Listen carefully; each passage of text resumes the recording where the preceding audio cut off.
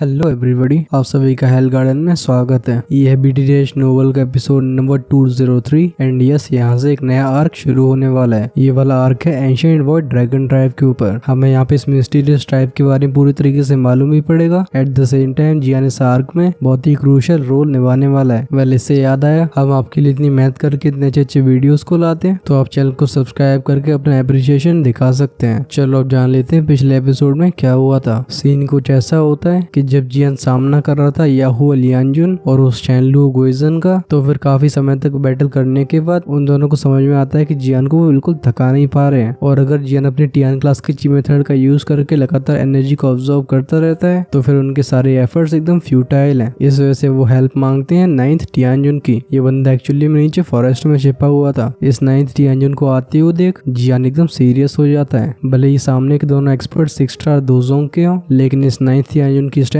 कम से कम 7 to 8 star दोजों की है। अब ये एटलीस्ट जियान से तो नहीं टकरा सकता। दूसरी तरफ जियान के तीनों अपोनेंट्स जियान को लंबा समय नहीं देते। उन तीनों ने एक के बाद एक जियान के ऊपर हमले करने शुरू कर दिए थे। जब वो 9th टियानजुन के अटैक से खुद को जैसे करके बचा रहा होता है, तब तक परफॉर्मेंस का इस एक्टिव दोनों नमूने उसके ऊपर स्नीक अटैक कर दिया करते थे। एंड में जाके जियान हो जाता एकदम फ्रस्ट्रेट, जिसके बाद उसने यूज किया था ग्रेट हेवन क्रिएशन पाम का। इस टेक्निक की एनालिटिव पावर को देख के याहू लियांजुन और शैनलू गुजन की फट के हाथ में आ जाती है। तभी 9th टियानजुन कहता है कि हम तीनों साथ मिलकर इसका सामना कर सकते हैं। और होता भी कुछ ऐसा ही है। जब वो तीनों अपनी बॉडी की सारी दुखी का इस्तेमाल करते हैं, तो फिर एंड में जाके जियान की टियान क्लास की 2 टेक्निक उन्हें बहुत नुकसान नहीं पहुंचा पाती। वो तीनों फटाक से जियान को कैप्चर करने के लिए रेडी होने वाले थे। जियान अपनी चारों हेवली फ्लेम्स को बाहर निकाल लेता है, यानी कि अब तैयारी हो रही थी एनाइलेशन लोटस की। तभी स्टोरी में ट्विस्ट आता है। जियान के पास में एक स्पेस क्रैकलाइन फॉर्म होती है, उसमें से हेचिंग बाहर आए थे। हेचिंग जैसे जियान को देखते हैं, ऐसा लग रहा था जैसे उन्हें अपना सेवियर मिल गया हो। वो जियान से कहते हैं, लिटिल ब्रदर जियान, तुम्हें मेरे साथ एंशिएंट वॉइड ड्रैगन ट्राइब चलना होगा। मेरी ट्राइब के बुड्ढों ने तुम्हें बुलाया है। जियान कहता है, अभी तो मैं बिजी हूँ, इस मैटर को सॉल्व करके मैं आपके साथ चलता हूँ। ये सुन के हेचिंग का ध्यान जाता है इन सभी नमूनों के ऊपर। वहीं पे वो 9th टियानजुन जैसे हेचिंग को देखता है, वो समझ गया था कि आज उसकी दाल नहीं गलने वाली। लेकिन ये सेम कंडीशन याहू लियांजुन और शैनलू गोइजन पे लागू नहीं होती।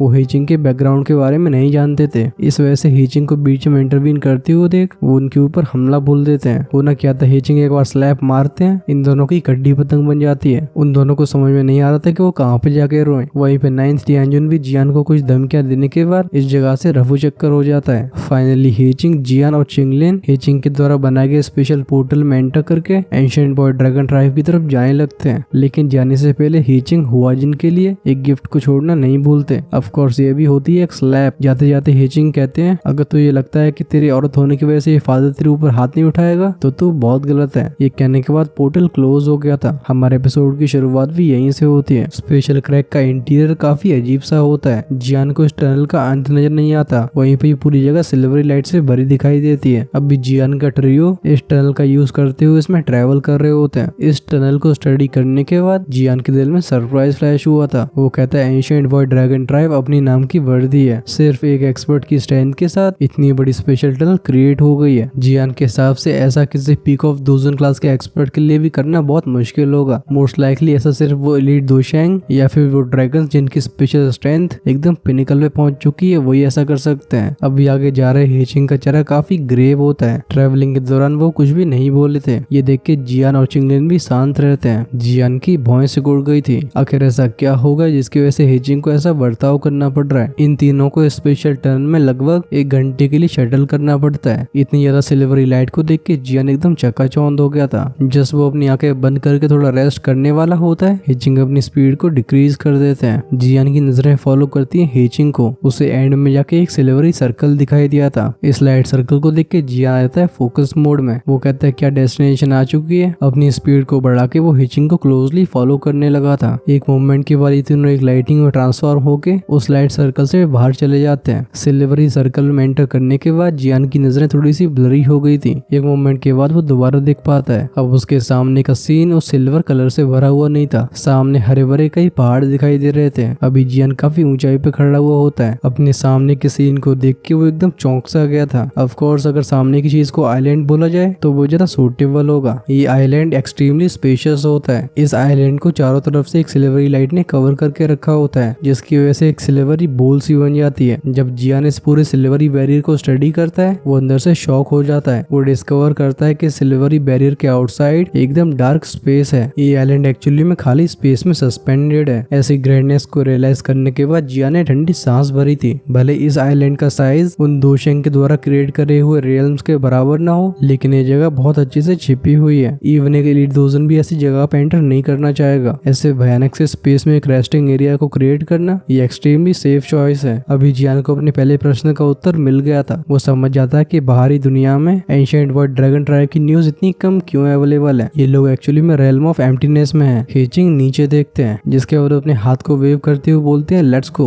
वो सीधा नीचे जाने लगे थे। जियान और चिंगलिन उन्हें फटाक से फॉलो करते हैं। चिंगलिन जो कि जियान के साइड में फॉलो कर रही थी वो कहती है यंग मास्टर जियान, यहाँ का ऑरा कुछ ज्यादा ही फ्राइटनिंग है। ऑफ कोर्स जियान इस बात से एग्री करता था। जब जियान ने अपनी सेंसेस को यहाँ पे फैलाया था तो उसने इस आइलैंड में कई हिडन ऑरों को सेंस किया था। लगता है वो लोग एंशिएंट वर्ल्ड ड्रैगन ट्राइब के एक्सपर्ट्स हैं। ऐसी डिस्कवरी की वजह से वो थोड़ा स्पीचलेस फील कर रहा था। ये सच में मैजिकल बीस्ट वर्ल्ड के पीक एग्जिस्टेंस कहलाने के लायक है। उसके लिए भी पहली बार है जब वो इतने सारे पावरफुल ऑरों को एक साथ सेंस कर रहा है। और तो और जियान इन ऑरों को बिल्कुल क्लासिफाई नहीं कर पा रहा है। वो ये बिलीव करता था कि इस एंशिएंट ड्रैगन आइलैंड में ऐसे कई छिपे हुए ऑरे हैं जिन्हें उसने भी सेंस नहीं कर पाया है। उनका एग्जिस्टेंस ट्रूली टेरिफाइंग लेवल का होगा। ये दोनों हेचिंग को फॉलो करते आइलैंड के बीच में जाते हैं। ट्रैवल करते करते इन्हें बीच में कई फिगर्स दिखे थे। इनके कपड़ों को देख के मालूम पड़ता है कि ये लोग यहाँ के गार्ड्स हैं। जब ये लोग हेचिंग को देखते थे तो फिर ये सब वहीं पे रुक जाया करते थे। इनकी सरप्राइज से भरी नजर आती है जियान के ऊपर। फाइनली जियान का ट्रियो एक माउंटेन के टॉप पे जाके लैंड करता है। इन तीनों के पैरों ने जमीन को टच ही किया था। तभी हम एक व्हाइट रोड फिगर को इन तीनों के सामने अपीयर होते हुए देखते हैं। जैसे हेचिंग सामने खड़े एल्डर को देखते हैं उन्होंने तुरंत ही अपने हाथों को कफ किया था। हेचिंग फटाक से इस थर्ड एल्डर को ग्रीट करते हैं, जिसके बाद उनकी नजरें जाती हैं जियान के ऊपर। वो कहते हैं ये हमारी जिया का फ्रेंड जियान है। हेचिंग के शब्दों को सुन के वो व्हाइट रोड ओल्ड मैन देखता है जियान की तरफ। उसके चेहरे पे एक वार्म स्माइल आई थी। वो कहता है हाँ यंग फ्रेंड जियान, हमें तुम्हें इस तरीके से यहाँ पे बुलाना पड़ा, प्लीज तुम हमें इसकी वजह से ब्लेम मत करना। हेचिंग बताते हैं कि ये हमारी थर्ड एल्डर जूली। जियान कहता है एल्डर जूली आप कैसी बात कर रहे हो? जिया मेरी फ्रेंड है, अगर उसे कोई परेशानी होती है तो फिर नेचर सी बात है कि मैं उसके पास जल्दी से आऊंगा। भले सामने खड़ा ओल्ड मैन जियान से काफी फ्रेंडली तरीके से बात कर रहा हो, लेकिन इसे बिल्कुल अंडर एस्टिमेट नहीं किया जा सकता। जियान इस बुड्ढे के शरीर में से बहुत ही खतरनाक लेवल के प्रेशर को सेंस कर पा रहा था। ऐसा प्रेशर उसकी सोल को भी इन्फ्लुएंस करता है। अगर उसकी स्पिरिचुअल स्ट्रेंथ पहले से स्ट्रॉन्ग नहीं होती तो फिर उसके पास बात करने की भी शायद स्ट्रेंथ नहीं रह जाती। जियान अपने मनी मन में कहता है इन एल्डर जूली की स्ट्रेंथ कम से कम दोजन क्लास के पीक पे पहुंच चुकी होगी। हो सकता है कि वो टीचर की तरह बेंशेंग में ही पहुंच चुके हो। सच में एंशिएंट वर्ल्ड ड्रैगन ट्राइब में हिडन एक्सपर्ट्स की कमी नहीं है। इस प्रेशर की वजह से उसकी फेस मसल्स भी कहीं ना कहीं ट्विच करने लगी थी। एल्डर जूली स्माइल करते हैं। वो अपनी दाढ़ी को सहला ही रहे थे, तभी उनकी निगाहें जाती हैं जियान के साइड में खड़ी चिंगलिन के ऊपर। वो तुरंत ही चौंक गए थे। वो सरप्राइज से भरी आवाज में कहते हैं ये है triple jade green snake flower peoples. ये एक्चुअली में एंशिएंट हेवन सरपेंट है। यहाँ तक बोलते बोलते एल्डर जूली की टोन में सरप्राइज और भी डेंस हो गया था। वो एक अनसर्टेन आवाज में कहते हैं अनएक्सपेक्टेड बात ये है कि इस दुनिया में अभी भी एक एंशिएंट हेवन सरपेंट की सोल मौजूद है। चिंगलिन सामने खड़े एल्डर जूली को काफी केयरफुल तरीके से देखती है। वो उनकी बात पे नोट करके एक्नॉलेज करती है। रूमर्स के हिसाब से एंशिएंट हेवन सरपेंट और एंशिएंट वर्ल्ड ड्रैगन में फाइट हुई थी। अब क्योंकि दोनों स्पीशीज दोबारा मिल रही है तो फिर चिंगलिन के अंदर की जो हेवन सरपेंट की सोल है वो हल्की फ्लक्चुएट करने लगी है। अच्छी बात है कि चिंगलिन को उसे सप्रेस करने में परेशानी नहीं होती। हालांकि एक एंशिएंट हेवन सरपेंट स्ट्रॉन्ग होता है, लेकिन एट द एंड ये टेरिटरी एंशिएंट वर्ल्ड ड्रैगन की है। अगर ये कहीं बाहर आ गया तो फिर यहाँ के एंशिएंट वर्ल्ड ड्रैगन उसका मार मार के कचूमर बना देंगे। चिंगलिन के ऐसे केयरफुल बिहेवियर को देख के एल्डर जूली हंसने लगते हैं। वो कहते हैं हाँ यंग लेडी, तुम बिल्कुल परेशान मत हो। एंशिएंट हेवन सरपेंट ट्राइब पहले से ही खत्म हो चुके हैं। दोनों ट्राइब के बीच की जो दुश्मनियां थी अब वो भी नहीं रही। लेकिन हाँ एंशिएंट हेवन सरपेंट की सोल बहुत ही फिरोशियस होती है। तुम्हें काफी केयरफुल रहना होगा। तुम इसे खुद को बिल्कुल कंट्रोल करने नहीं दे सकती। चिंगलिन नोट करती है। Triple jade green snake flower peoples की वजह से उसे एंशिएंट हेवन सरपेंट की सोल का डर नहीं था। हमारा ध्यान जाता है जियान की तरफ। वो थोड़ा सा हेस्टेट करने के बाद पूछता है एल्डर जूली क्या मैं जान सकता हूँ कि जिया के साथ क्या परेशानी है? इस क्वेश्चन को सुन के जूली एकदम साइलेंट हो गए थे। कुछ समय के बाद वो सॉफ्टली साई करके बोलते हैं ये सब उस ड्रैगन फिनिक्स ओरिजिन फ्रूट की वजह से। जियान का दिल बैठ जाता है। वो मन ही मन में कहता है मुझे ऐसा लग ही रहा था। जब वो एक्चुअली में यहाँ पे आ रहा होता है तब उसने कहीं ना कहीं गैस कर लिया था कि पूरा का पूरा मामला उस ड्रैगन फिनिक्स ओरिजिन फ्रूट से रिलेटेड होगा। अनएक्सपेक्टेड बात है कि उसका गैस एकदम करेक्ट निकला। एल्डर जूली बताते हैं जिया हमारे ancient ancient word dragon tribe के रॉयल ब्लड लाइन से बिलोंग करती है। उसके फादर हमारे एंशिएंट वर्ड ड्रैगन ट्राइब के एम्परर थे, लेकिन अचानक से वो मिसिंग चले जाते हैं। साथ ही में जिया भी उनके साथ गायब हो गई थी। उसके बाद जब तुम सभी लोग सेंट्रल प्लेन्स में वापस आए तभी हमने जिया को दोबारा सेंस कर पाया है। अगर इसके बारे में बात करी जाए तो फिर ये सब तुम्हारी बदौलत है। इन शब्दों को सुन के जियान चौंक गया था। वो कहता है मिसिंग, हम उसे डीप थॉट में जाते हुए देख सकते हैं। उसे सिर्फ जिया नहीं मिली बल्कि ब्लैक कॉर्नर रीजन के अंदर उसे एक एंशिएंट हेवन फिनिक्स की कॉर्प्स भी मिली थी। क्या ये हेवन डिवन फिनिक्स की कॉर्प्स जिया के फादर से रिलेटेड है, क्योंकि जिया के पिता एंशिएंट वर्ड ड्रैगन ट्राइब के एम्परर बन पाए? लगता है उनकी स्ट्रेंथ काफी ज्यादा टेरिफाइंग लेवल की होगी। तो फिर आखिर उन्होंने ऐसा क्या फेस किया जिसकी वजह से उनको अपनी बेटी को भी अबेंडन करना पड़ा? खैर, जब जियान अपने ख्यालों का पुलाव बना रहा होता है, एल्डर जूली आगे कंटिन्यू करते हैं। वो कहते हैं ड्रैगन फिनिक्स ओरिजिन फ्रूट एक ऐसा मिस्टीरियस ट्रेजर है जो कि एंशिएंट वर्ड ड्रैगन और हेवन डिवन फिनिक्स के ब्लड को एब्जॉर्ब करने के बाद भी बहुत ही मुश्किल से जन्म लेता है। ऐसा फ्रूट किसी भी एंशिएंट ड्रैगन या फिर फिनिक्स का ब्लड चेंज कर सकता है, जिसकी वजह से उसे दोनों ही स्पीसीज की पावर्स मिल जाएंगी। वहीं पे वो ट्रू किंग की ब्लड लाइन को अचीव कर लेगी। जब से जिया उस फ्रूट को ट्राइब में वापस लेके आई है, थोड़े से डिस्कशन के बाद हमने उसे इस फ्रूट को इनहेरिट करने के लिए अलाउ कर दिया है। इसका पहला रीजन है क्योंकि वो रॉयल्टी है। जैसे ही वो एक बार मेच्योर होती है, वो एंशिएंट वर्ड ड्रैगन ट्राइब की क्वीन बनेगी। इस वजह से इस ब्लड लाइन को पोजेस करना उसके लिए सबसे ज्यादा सूटेबल है। वहीं पे दूसरा रीजन उसकी यंग एज है, क्योंकि कम एज में वो और भी अच्छे से अडेप्ट कर सकती है। इस तरीके से उसके लिए इस ड्रैगन फिनिक्स ओरिजिन फ्रूट को ऑब्जर्व करना और भी आसान होगा। यहाँ तक बोलते बोलते एल्डर जूली की टोन में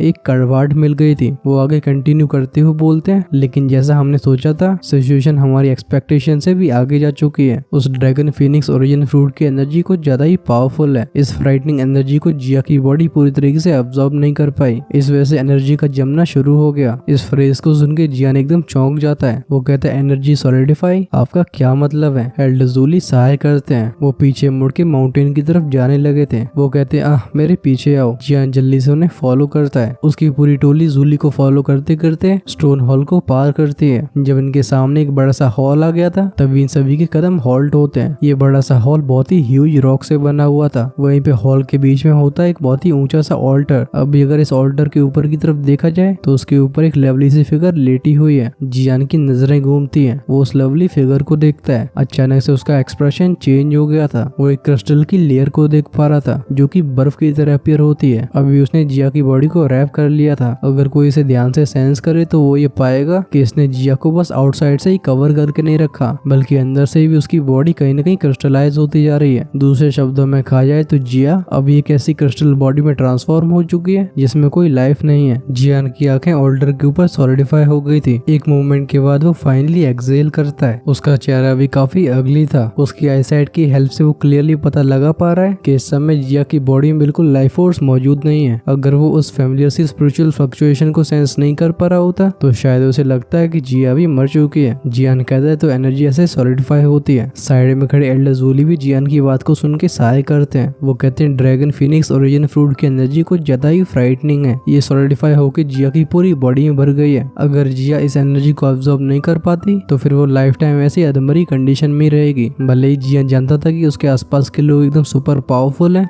फिर भी वो अपने आप को फ्यूरियस होने से नहीं रोक पाता। वो चिल्ला के बोलता है, तुम सभी बहुत रेकलेस हो। अगर इस मामले को सही से रिजॉल्व नहीं किया गया तो फिर जिया अपनी जान खो देगी। एल्डर जूली कड़वाहट के साथ स्माइल करते हैं। वो जियान को चिल्लाती हुई देख अपने सिर को हिलाने लगे थे, लेकिन वो कुछ नहीं कहते। उन्हें देख के लगता है वो काफी रिग्रेट फील कर रहे हैं। तभी साइड में खड़े हेचिंग बोलते हैं, लिटिल ब्रदर जियान, तुम्हें तीसरे एल्डर को ब्लेम नहीं करना चाहिए। Even ancient word dragon tribe की एंशिएंट हिस्ट्री होने के बाद भी ये ड्रैगन फिनिक्स ओरिजिन फ्रूट बस कुछ ही बार सामने आया है। इस वजह से हम इसे समझते नहीं है। सिचुएशन खराब भी इसलिए हुई है क्योंकि हमारी इसके ऊपर अंडरस्टैंडिंग बहुत कम है। तभी जियान को कुछ याद आया था। वो पूछता है, क्या इससे पहले ड्रैगन फिनिक्स ओरिजिन फ्रूट को पूरी तरीके से ऑब्जर्व किया जा चुका है? एल्डर जूली नोट करते हैं। वो कहते हैं, हाँ, लेकिन इसे पूरी तरीके से ऑब्जर्व करने में सक्सेस बस 2 ही बार मिली है। एक बार ऐसी सफलता हासिल हुई हेवन फिनिक्स को, जिसकी वजह से उनके बीच में एक बहुत ही पावरफुल एक्सपर्ट का जन्म हुआ। उस एक्सपर्ट के रूल के दौरान हेवन फिनिक्स ट्राइब ने एंशिएंट वर्ड ड्रैगन ट्राइब को भी सरप्राइज कर लिया था। अच्छी बात है कि कुछ ही सालों के बाद हमारी ancient ancient world dragon tribe को भी एक ड्रैगन ओरिजिन फ्रूट मिल गया। उसे सक्सेसफुली ऑब्जर्व करने के बाद हम चीजों को बदल पाए, लेकिन उस ब्लडी बैटल के दौरान वो दोनों एक्सपर्ट्स जो कि सबसे स्ट्रॉन्गेस्ट ब्लड लाइन को पोजेस करते थे, उन दोनों ने अपनी जान गंवा दी। एल्डर जूली कहते हैं उसके बाद हेवन फिनिक्स ट्राइब धीरे धीरे करके डिसअपीयर होने लगी। ड्रैगन फिनिक्स ओरिजिन फ्रूट दोबारा अपीयर नहीं हुआ। अगर मेरी भी बात करी जाए तो फिर मैंने भी इस ड्रैगन फिनिक्स ओरिजिन फ्रूट को पहली बार देखा है। पूरी एक्सप्लेनेशन को सुनने के बाद जियान की आईब्रोज नेट हो चुकी थी। वो कहता है सिर्फ 2 ही बार सक्सेसफुल हुए। हाँ, वो जानता था कि इस मामले के ऊपर उलझे रहना एकदम गलत चॉइस होगी। वो एल्डर जूली से पूछता है हम जिया को कैसे रेस्क्यू कर सकते हैं। एल्डर जूली कहते हैं इस तरीके की एनर्जी जो कि ड्रैगन फिनिक्स ओरिजिन फ्रूट की एनर्जी सर्टिफिकेशन से बनी है, इसका कंपोजिशन बहुत हार्ड होता है। इवन मैं भी इसे ब्रेक नहीं कर सकता, और तो और अगर इसे ब्रेक कर भी दिया जाता है तब भी एनर्जी वेस्ट हो जाएगी। जियान भौं से कूद के पूछता है क्या आपको अभी भी एनर्जी की परवाह है। जियान की ऐसी टोन को सुन के एल्डर जूली काफी ज्यादा बुरा फील कर रहे थे। वो कहते हैं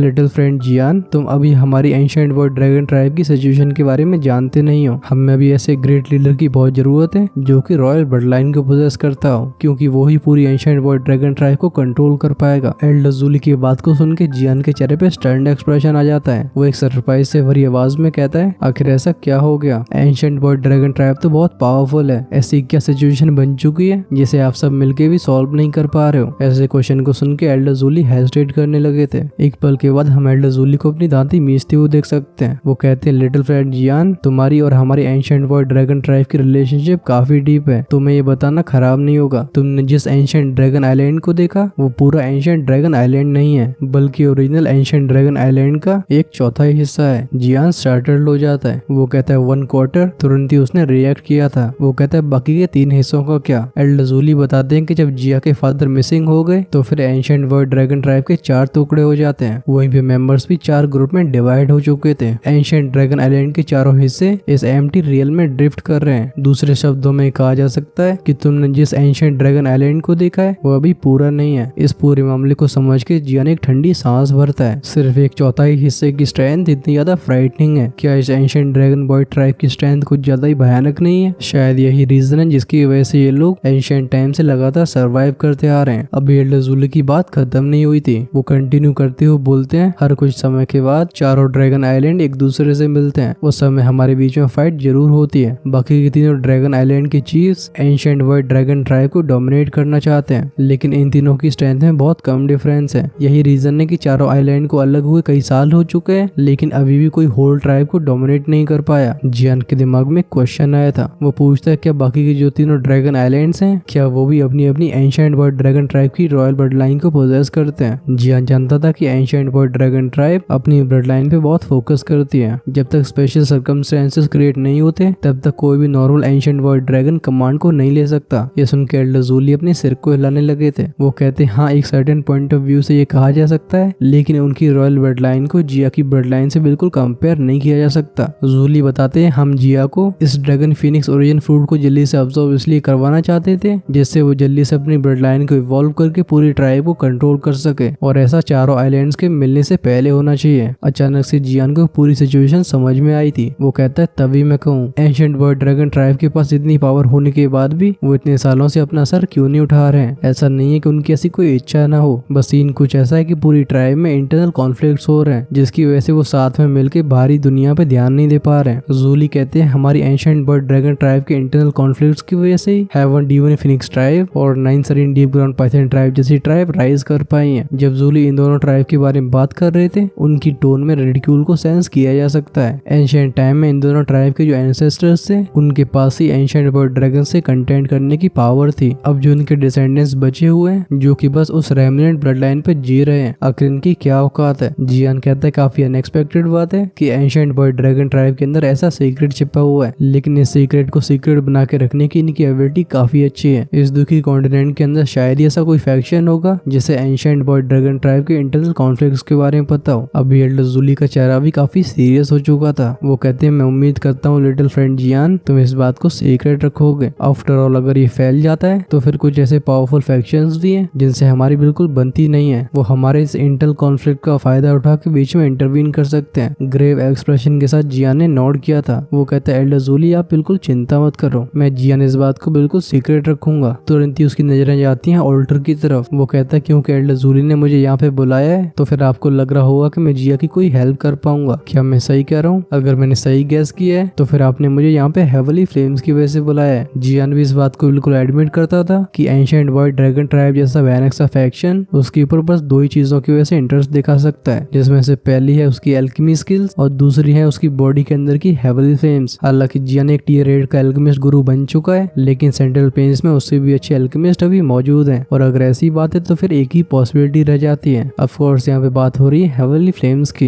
ये सुन के जूली ने हंस के नोट कर दिया था। वो कहते हैं हाँ तुम शाओजान के डिसेंडेंट कहलाने के लायक हो। वो कहते हैं ड्रैगन फिनिक्स ओरिजिन फ्रूट की एनर्जी से बना हुआ क्रिस्टल बहुत ज्यादा हार्ड होता है, इवन मैं भी इसे ब्रेक नहीं कर सकता। इस वजह से अगर हम चाहते हैं कि इस क्रिस्टल को मेल्ट करके इसकी एनर्जी को जिया की बॉडी के अंदर पहुंचाया जाए तो फिर ऐसा करने के लिए हेवनली फ्लेम्स पे रिलाई किया जा सकता है। लेकिन इस तरीके के क्रिस्टल के ऊपर कोई ऑर्डिनरी हेवनली फ्लेम काम नहीं करेगी। इसके ऊपर वही हेवनली फ्लेम वर्क कर सकती है जिसकी हेवनली फ्लेम रैंकिंग में रैंक 10 के अंदर हो। और तो जैसा कि मैंने सुना है लिटिल फ्रेंड जियान की बॉडी में कई हेवनली फ्लेम्स हैं जो कि उनके मर्जर के रूप में एग्जिस्ट करती हैं। उस फ्लेम की पावर हेवनली फ्लेम रैंकिंग की जो रैंक 6 या फिर रैंक 7 की फ्लेम्स होती हैं उनसे डेफिनेटली कंपेयर करी जा सकती है। इस वजह से तुम्हारे लिए इस एनर्जी क्रिस्टल से डील करना इम्पॉसिबल नहीं होगा। एल्डर जूली स्माइल करके आगे एक्सप्लेन करते हैं। वो कहते हैं मैं जानता हूँ कि सेंट्रल प्लेन्स में और भी कई लोग हेवनली फ्लेम को पोजेस करते हैं, लेकिन लिटिल फ्रेंड जियान तुम ही बस एक ऐसे हो जिसके ऊपर हम भरोसा कर सकते हैं। इस वजह से मैंने हीचिंग को भेज के तुम्हें तुरंत ही इन्वाइट किया। ये सुन के जियान को मामला समझ में आया था। वो सोचता है कि अगर बात एक ऐसी हेवनली फ्लेम की जिसकी रैंक टॉप 10 में हो तो फिर इस कंडीशन को तो उसकी बस 3000 बर्निंग फ्लेम ही कंप्लीट कर देती है। अभी उसकी 4 हेवनली फ्लेम की मर्जर से बनी हुई फ्लेम का लेवल एकदम टेरिफाइंग लेवल पे जा चुका है। हम देखते हैं एल्डर जूली को। वो जियान की तरफ दोनों हाथ कप करके डीप आवाज में कहते हैं इस मैटर पे डिपेंड करेगा कि क्या हमारी ancient bird dragon tribe future में अच्छे से सर्वाइव कर पाएगी। इसका हमारे लिए इम्पोर्टेंस बहुत ज्यादा है। इस वजह से मैं लिटिल फ्रेंड जियान से रिक्वेस्ट करता हूँ कि आप प्लीज हमारी पूरी हेल्प करो। अभी एल्डर जूली के पीछे जो हेचिंग खड़े हुए थे उन्होंने भी हाथ कप करके बाव कर लिया था। जियान का चेहरा सीरियस होता है। वो कहता है एल्डर जूली आप बिल्कुल चिंता मत करो, जिया मेरी फ्रेंड है, मैं जियान उसकी हेल्प करने में कोई कसर नहीं छोड़ूंगा। आपके जैसे इंस्ट्रक्शंस होंगे मैं उन्हें वैसे ही फॉलो करूंगा। जहाँ जहाँ एल्डर आपको मेरी हेल्प की जरूरत पड़ने वाली है आप प्लीज मुझे लगातार बताते रहिए। जियान की ऐसी बात को सुन के एल्डर जूली का चेहरा एकदम खिल जाता है। वो साय करके बोलते हैं कि शाओजान को ये पता होता कि शाओ क्लैन दोबारा से एक ऐसे आउटस्टैंडिंग मेंबर को प्रोड्यूस कर पाया है तो शायद दूसरी दुनिया में भी उसे बहुत खुशी होती। हेचिंग भी हंस के बोलते हैं ही मुझे लगता है शाओजान को भी जियान से कंपेयर नहीं किया जा सकता। तब शाओजान ने उस हाइट तक पहुंचने के लिए अपने शाओ क्लैन की ब्लड लाइन का यूज किया था, लेकिन उसके बाद जो शाओ क्लैन के आगे के मेंबर्स हुए उनकी ब्लड लाइन एकदम वेस्ट हो चुकी थी। वहीं पे जियान स्टेज पे अपनी स्ट्रेंथ की वजह से आया है। अगर जियान को सफिशिएंट टाइम मिल जाता है तो फिर उसके लिए शाओजान को सरपास करना बहुत बड़ी बात नहीं है। ये सुन के एल्डर जूली भी स्माइल करके नोट करते हैं। वो जियान की तरफ देख के बोलते हैं तुम्हें अपने एंसेस्टर शाओजान को शाओ क्लैन की ब्लड लाइन को वेस्ट करने के लिए ब्लेम नहीं करना चाहिए। उस समय शाओजान ने सब कुछ दाव पे लगा दिया था। अगर शाओजान की दोशेंग क्लास में एंट्री हो जाती तो फिर शाओ क्लैन की ब्लड लाइन लगातार बनी रहती। अभी का शाओ क्लैन भी गू क्लैन की तरह एंशिएंट क्लैंस में से एक होता। अनफॉर्चुनेटली शाओजान ने भी एक्सपेक्ट नहीं किया था कि दोशेंग में ब्रेक थ्रू करना इतना ज्यादा डिफिकल्ट होगा। फाइनली उसे रिग्रेट के साथ अपनी जान गंवानी पड़ी। जब एल्डर जूली और हेचिंग ये बात करते हैं भले जियान पूरी सिचुएशन को समझ न पा रहा हो लेकिन वो अपने एंसेस्टर के पेन और सफरिंग को सेंस कर पा रहा था। वो अंदर से महसूस करता है कि एंसेस्टर शाओजान कितने ज्यादा डेस्परेट होंगे। जियान स्माइल के साथ कहता है एंसेस्टर शाओजान ने ये सब हमारे शाओ क्लैन के लिए किया। हालांकि जियान अपने इस एंसेस्टर से कभी मिला नहीं लेकिन उसके दिल में एंसेस्टर शाओजान के लिए रिस्पेक्ट की कमी नहीं थी। तब एल्डर जूली पुरानी बातें करना बंद कर देते हैं। वो टॉपिक को चेंज करते हुए स्माइल करके बोलते हैं हाँ चलो इसके बारे में और बात नहीं करते। लिटिल फ्रेंड जियान तुम 2 दिन आराम करो, तब तक मुझे कुछ चीजों का बंदोबस्त करना होगा। जैसे सब कुछ प्रिपेयर होता है हम तुरंत ही एक्शन लेंगे। ये सुन के जियान नोड करता है। वो देखता है उस लवली फिगर को जो ऑल्टर के ऊपर लेटी हुई थी। जियान अपनी फिस्ट को टाइट करके बोलता है जिया तुम बिल्कुल चिंता मत करना, मैं तुम्हें रेस्क्यू जरूर करूंगा। कुछ इसी तरीके से जियान और चिंगलिन अगले 2 दिन के लिए एंशिएंट ड्रैगन आइलैंड में रहते हैं। इस समय के दौरान एल्डर जूली उन चीजों को इकट्ठा कर रहे थे जिसकी हेल्प से उस क्रिस्टल लेयर को रिफाइन किया जाएगा। अच्छी बात है कि बिजी होने से पहले ही एल्डर जूली ने हेचिंग को जियान का ध्यान रखने के लिए बोल दिया था। इस वजह से इन 2 दिनों में जियान को किसी भी तरीके की परेशानी नहीं होती। अब आ जाता है तीसरा दिन। एल्डर जूली भी सीरियस चेहरे को लेकर जियान के सामने प्रकट हो जाते हैं। ऐसे माहौल को देख के जियान भी समझ गया था कि आज से उस क्रिस्टल लेयर की रिफाइनिंग शुरू होने वाली है। जूली अपने हाथ को वेव करते हुए बोलते हैं लिटिल फ्रेंड जियान प्लीज मुझे फॉलो करो। ये कहने के बाद वो बाहर की तरफ चले जाते हैं। जियान जूली को लगातार फॉलो करता रहता है। अभी थर्ड एल्डर एल्डरजुली ड्रैगन आइलैंड के सबसे डीपेस्ट पार्ट में जा रहे थे।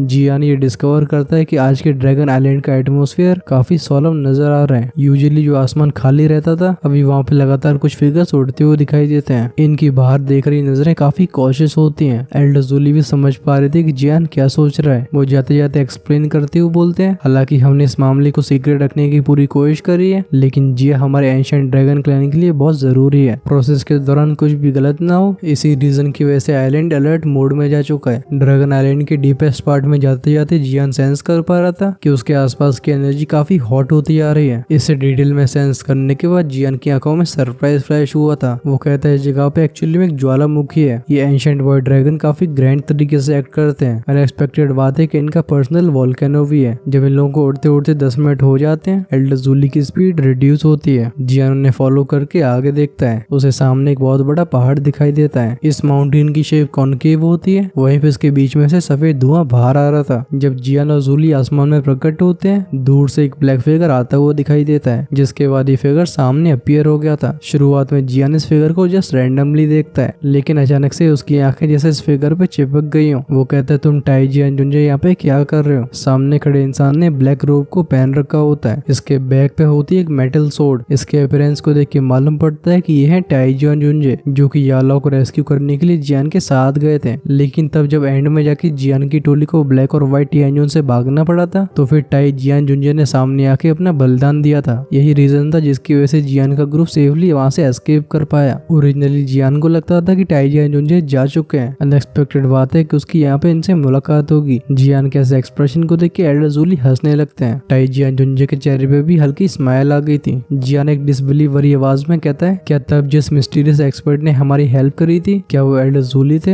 एल्डरजुली अपनी दाढ़ी सहलाते हैं। वो कहते हैं, जब जिया आइलैंड से बाहर गई तो फिर मैं उसे चुपचाप फॉलो करता रहा। वो हमारी ड्रैगन ट्राइब के लिए बहुत इंपॉर्टेंट है। आखिर मैं उसे रैंडमली घूमने कैसे दे सकता था? वो हंस के कहते हैं, जहाँ तक बात रही तब की, तो फिर तब मैंने बस जिया की उस क्रैक को स्टेबलाइज करने में थोड़ी सी हेल्प करी थी। और जहाँ तक बात रही टाई जियान की, तो फिर मुझे इनका कैरेक्टर काफी पसंद आया। इस वजह से तुम्हारे जाने के बाद मैंने इन्हें होलोसूल के जंगल से बाहर निकाल लिया। जियान बिटर फील करता है। वो कहता है, अनएक्सपेक्टेड बात है कि बिना जाने एल्डरजुली मेरी हेल्प कर चुके हैं। ये सुन के एल्डरजुली अपने हाथों को रैंडमली वेव करते हैं। वो कहते हैं, छोटी सी बात है, छोटी सी बात है। जिसके बाद उनकी नजरें जाती हैं टाई जियान जुंजे के ऊपर। वो पूछते हैं, क्या प्रिपरेशन खत्म हो गई? ये सुन के टाई जियान जुंजे एग्री कर देते हैं। टाई जियान जुंजे के रिस्पॉन्स को देख के एल्डरजुली ने भी नोट किया था। वो अपने हाथ को वेव करते हैं। उनका शरीर मूव होने लगता है। फाइनली वो माउंटेन के उस हिस्से के सामने जाके सस्पेंड हुए थे, जहाँ से व्हाइट स्मोक ऊपर आता है। जियान, जो कि उन्हें क्लोजली फॉलो कर रहा होता है, उसकी नजरें जाती हैं नीचे की तरफ। उसे वोल्केनो के अंदर एक बहुत ही बड़ा कर्लन दिखाई दिया था। कर्लन के अंदर एक लवली सी फिगर सस्पेंडेड होती है। ये फिगर थी जिया। एल्डरजुली इस बड़े से कर्लन की तरफ पॉइंट करते हैं। वो कहते हैं, लिटिल फ्रेंड जियान, इस जगह की फायर एफिनिटी एनर्जी बहुत रिच है। अगर तुम अपनी हेवली फ्लेम का यहाँ पे यूज करते हो तो फिर उसकी पावर और भी इंक्रीज हो जाएगी। उनके चेहरे के एक्सप्रेशन थोड़ी ग्रेव होते हैं। वो कहते हैं, लेकिन हेवली फ्लेम बहुत ही ज्यादा डिस्ट्रक्टिव होती है। इस वजह से अगर लिटिल जिया को बिना जलाए उस एनर्जी के क्लस्टर को रिफाइन किया जाता है, तो फिर ऐसा करने में बहुत ही आउटस्टैंडिंग फायर कंट्रोल की जरूरत होगी। और जैसी लिटिल फ्रेंड जियान की फायर कंट्रोलिंग एबिलिटीज है, आई थिंक तुम ऐसा कर सकते हो, राइट? जियान नॉड करता है। अभी फ्लेम को कंट्रोल करने में वो एकदम पिनिकल पे पहुंच चुका है। इस वजह से उसके लिए ऐसा करना डिफिकल्ट नहीं है। जियान के ऐसे रिस्पॉन्स को देख के एल्डरजुली के दिल को ठंडक पहुंचती है। वो आसपास के पहाड़ों की तरफ पॉइंट करके बोलते हैं, इस प्रोसेस के दौरान एंशिएंट वाइट ड्रैगन ट्राइब के एक्सपर्ट्स इन पहाड़ों में मौजूद होंगे। मैं पर्सनली तुम्हारी रखवाली करने वाला हूँ। हम डेफिनेटली किसी भी चीज को तुम्हें डिस्टर्ब नहीं करने देंगे। जियान की नजरें एल्डरजुली की उंगली को फॉलो करती हैं। उसके शार्प परसेप्शन के हेल्प से वो ये अच्छे से सेंस कर पा रहा था कि इन सभी पहाड़ों में बहुत ही एक्सट्रीमली पावरफुल और ये छिपे हुए हैं। एल्डरजुली कहते हैं, एडिशनली ड्रैगन फिनिक्स क्रिस्टल को रिफाइन करना इतना आसान नहीं होने वाला। ये काम सिर्फ टाइम को एग्जॉस्ट नहीं करेगा, बल्कि दुखी का एग्जॉस्शन भी काफी फ्राइटनिंग हो सकता है। ये कहने के बाद एल्डरजुली ने अपने हाथ को क्लेंच किया था। एक dense Z white bottle appear होती है। वो इसे एक बार सहला के जियान के हाथ में देते हुए बोलते हैं, इसमें ancient white dragon blood essence की 5 बूंदें हैं। इन्हें मैंने पर्सनली रिफाइन किया है। ये ब्लड एसेंस एकदम एक्सट्रीम लेवल की एनर्जी को पोजेस करता है। इसे कंज्यूम करने से दुखी की इंस्टेंट रिकवरी के साथ साथ तुम्हारे शरीर को और भी पावरफुल बनाएगी। रिफाइनमेंट के दौरान जब तुम्हें लगे कि तुम्हारी बॉडी की दुखी एग्जॉस्ट होने वाली है, तुम इस बोतल में से एक ड्रॉप को कंज्यूम कर सकते हो। जियान इस जेड बोतल को काफी केयरफुली रिसीव करता है। वो इसके अंदर एकदम भयानक लेवल की एनर्जी को सेंस कर पा रहा था। उसके एक्सपीरियंस और कामनेस के बाद भी हम जियान के चेहरे पे एक शॉक को अपीयर होते हुए देख सकते हैं। वो नेचुरली जानता था कि ancient void dragon essence blood कितना ज्यादा प्रीशियस होता है। अगर इन ब्लड एसेंस की 5 बूंदों को बाहरी दुनिया में ले जाया जाए तो फिर लोग मारकाट के लिए तैयार हो जाएंगे। आफ्टर ऑल इन्हें कंज्यूम करने के बाद दुई की जल्दी से रिकवर नहीं होती, बल्कि ये बोन्स और मसल्स को टेम्पर करने के मिस्टीरियस इफेक्ट्स को भी पोजेस करती हैं। इस मोमेंट में जियान फालतू की एक्टिंग नहीं करता। वो कहता है ये मैटर बहुत ज्यादा इंपॉर्टेंट है, मैं भी यहाँ पे बड़ी बड़ी बातें नहीं करूंगा। हालांकि एंशिएंट ड्रैगन ब्लड एसेंस कीमती है, लेकिन मैं इसे टेम्परेरीली एक्सेप्ट कर रहा हूँ। तुरंत ही गहरी सांस लेने के बाद जियान ने अपने दोनों हाथों को कप किया था। उसकी बॉडी फ्लैश होकर ट्रांसफॉर्म हो जाती है एक रे ऑफ लाइट में, जो कि ज्वालामुखी के ऊपर अपीयर हुई थी। वो उस बड़े से कल्डन के साइड में बैठ जाता है। एल्डर जूली जब देखते हैं कि जियान रिफाइनमेंट के लिए तैयार है, वो भी सीरियस मोड में एंटर कर गए थे। वो कहते हैं आगे के मैटर्स तुम पे डिपेंड करेंगे। सीन शिफ्ट होता है, हम देखते हैं जियान को। अभी वो कल्डन के सामने बैठा हुआ होता है। वहीं पे उसकी नजरें होती हैं उस लवली फिगर के ऊपर जो कि कल्डन के अंदर है। कई गहरी सांसों को लेने और छोड़ने के बाद उसने अपने दिमाग को फोर्सफुली काउंट डाउन कर लिया था। हम उसे अपने मुंह को खोलते हुए देखते हैं। तुरंत ही एक बैंग का साउंड सुनाई दिया था। जैसे ही जियान अपना मुंह खोलता है, बाहर शूट होता है एक पर्पल ब्राउन कलर का फायर पिलर, जिसमें से सफेद चिंगारियां बाहर आ रही थी। हवा में जाने के बाद एक बार एक्सपेंड हो गया था। अंत में जाके एंटर कर जाता है उस इनॉर्मस कल्डन के अंदर। हेवली फ्लेम की अपीयरेंस की वजह से कल्डन के अंदर का टेम्परेचर तुरंत ही राइज होना शुरू हो जाता है। अभी आसपास के पहाड़ों में जो बड़े बड़े पेड़ होते हैं उनकी पत्तियां पीली पड़ने लगी थी। जियान के फ्लॉलेस फ्लेम कंट्रोल की वजह से कल्डन के अंदर फ्लेम घूम घूम के एक जगह पे इकट्ठी हो जाती है। बहुत ही कम समय के अंदर उस बड़े से कल्डन के अंदर एक ह्यूज फायर ड्रैगन क्रिएट हो गया था। फायर ड्रैगन फॉर्म होने के बाद आसमान की तरफ देख के रोर करता है। इस रोर के अंदर इतनी खतरनाक फोर्स होती है कि वो जायंट कल्डन तुरंत ही कांप जाता है। इस समय बाहर बैठे जियान ने अपनी हैंडसीज चेंज करनी शुरू कर दी थी। जियान कहता है रिफाइन। उसके मुंह से आवाज जस्ट बाहर ही आई होती है। वो इनॉर्मस फायर ड्रैगन जिया की तरफ शूट हो जाता है। इस समय जिया की आंखें एकदम बंद थी, लेकिन इससे पहले दोनों के बीच में कोलिजन होता, उस फायर ड्रैगन ने अपनी बॉडी को ट्विस्ट करके जिया की बॉडी को रैप कर लिया था। एट द सेम टाइम कल्डन के अंदर का टेम्परेचर एक टेरिफाइंग लेवल पर राइज करने लगता है। जब टेम्परेचर इस एक्सटेंट से राइज हुआ था, पूरे ड्रैगन आइलैंड में से कई लाइट बाहर आती हैं, जिसके बाद ये रे ऑफ लाइट्स आसपास के पहाड़ों के ऊपर जाके पॉज हो गई थी। इन सभी एक्सपर्ट्स के चेहरों पे काफी सोलम एक्सप्रेशन होते हैं। ये सभी एंशिएंट वॉइड ड्रैगन ट्राइब के मेंबर्स थे। लगता है इन सभी को आज के इस मैटर के बारे में पता है। इस वजह से कोई भी बिल्कुल नॉइज क्रिएट नहीं करता। वो नहीं चाहते थे कि उनकी वजह से जियान बिल्कुल भी डिस्टर्ब हो। खैर आसपास के ऑब्जर्वर्स के बारे में चिंता करने की जियान के पास फुर्सत नहीं थी। अभी उसका पूरा ध्यान कल्डन के अंदर होता है। उसके आईब्रोज के बीच में से स्पिरिचुअल स्ट्रेंथ बिना रोक टोक के बाहर आ रही थी। उस बड़े से कल्डन के अंदर की फिल्म बहुत ही खतरनाक तरीके से बर्न होती है। हालांकि एल्डर जूली और बाकी के एक्सपर्ट्स कल्डन के अंदर की फ्लेम को तो नहीं देख पा रहे थे, लेकिन इसके अंदर की फेरोसिटी को उनकी सेंसेस जरूर सेंस कर पा रही थी। अब वो फायर ड्रैगन कर्ल होके बैठा हुआ था। उसके मुंह से लगातार आग के गोले बाहर आते हैं। वो कल्डन के अंदर जिया की बॉडी के चारों तरफ घूमने लगे थे। जब इतना फ्राइटनिंग टेम्परेचर अपना इरोजन शुरू करता है, तो फिर जिया की बॉडी के उस ड्रैगन फिनिक्स क्रिस्टल में से एक अनयूजुअल सा ग्लो बाहर आने लगता है। उस क्रिस्टल लेयर पे एक लाइट फ्लिकर हो रही थी। इसमें से ऐसी wave after wave frightening energy बाहर आती है, जिसकी वजह से कई एल्डर्स के दिल टाइट हो जाते हैं। हेवली फ्लेम लगातार जिया की बॉडी से जाकर टकराती है, लेकिन वो ड्रैगन फिनिक्स क्रिस्टल बिल्कुल चेंज होने के साइंस को शो नहीं कर रहा था। खैर जियान बिल्कुल पैनिक नहीं करता। अगर इस चीज को मेल्ट करना इतना आसान होता तो फिर एल्डर जूली ने उसे यहाँ पे इनवाइट नहीं किया होता। अभी जियान के चेहरे पे कोई भी इमोशन नहीं देखा जा सकता था। हम उसकी आंखों को धीरे धीरे करके बंद होते हुए देख सकते हैं। उनमें एक मिस्टीरियस फ्लेम फ्लिकर हो रही थी। इस दुनिया में ऐसी कोई भी चीज नहीं है जिसे हेवली फ्लेम पिघला ना सके, और ये केस हर एक चीज के ऊपर लागू होता है, चाहे वो ये ड्रैगन फिनिक्स क्रिस्टल क्यों ना हो। अब वेल वो सब तो ठीक है, लेकिन इस क्रिस्टल लेयर को रिफाइन करने में कितना टाइम लगने वाला है, और क्या इस प्रोसेस के दौरान हमें कोई ट्विस्ट देखने को मिलेगा, इसका उत्तर हमें नेक्स्ट एपिसोड दे रहा होगा। जिन्हें फाइटिंग सीन्स का ज्यादा शौक है, बिल्कुल नेक्स्ट एपिसोड उन्हें भी सेटिस्फाई करेगा। अगर तुमसे उसका वेट नहीं किया जा रहा है तो फिर इस वीडियो पे शाम तक 10,500 लाइक्स हो जाने चाहिए। मे भी आपको अगला पार्ट आज ही देखने को मिल जाए। वैसे देखो सब कुछ भगवान के हाथ में, तुम्हारा भाई पूरे प्रयास ही कर सकता है। चलो अगले पार्ट के तो स्पॉइलर मैं नहीं दूंगा, फिर भी चलो तुम्हें एक बात बताता हूँ। अभी तक जो जान अकेडमी के हेडमास्टर मिस्टीरियस बने रहे हैं, फाइनली उनका राज खुलेगा 2-3 एपिसोड्स के बाद, यानी कि उनकी मुलाकात जियान से होने वाली है। अब वेल उनकी स्ट्रेंथ कहाँ तक पहुंची होगी, इसके बारे में जानने में तो मैं भी इंटरेस्टेड हूँ। तुम्हें कैसा लगता है कमेंट्स में लिख के बताओ। साथ ही में ये भी बताना कि तुम्हें इस एपिसोड में क्या अच्छा लगा है। अगर चैनल पे नए आ रहे हो तो फिर वो नीचे दिए गए रेड बटन स्मैश हो जाना चाहिए, नहीं तो हो सकता है कि फ्यूचर में आने वाला ऑसम कंटेंट तुमसे मिस हो जाए। अभी चैनल की मेंबरशिप्स ओपन है, उसे ज्वाइन करके आप हमें डायरेक्टली सपोर्ट कर सकते हो। ऐसा करने से आप हेल गार्डन की ग्रोथ में डायरेक्टली कंट्रीब्यूट कर पाओगे। साथ ही में आप अर्ली एक्सेस के साथ साथ और भी कई पर्क्स का फायदा फायदा मिलेगा। चलो हम करते हैं ये पे वीडियो को रैप। यहाँ तक हमारे साथ बने रहने के लिए आप सभी का धन्यवाद। अगर पिछला पार्ट मिस कर दिया तो उसे लेफ्ट में क्लिक करके देख लो, राइट में दिखाई देगा नेक्स्ट एपिसोड। चलो हम मिलते हैं वीडियो को स्पार्ट, तब तक के लिए टाटा बाय बाय। और हाँ, लाइक करके जाना।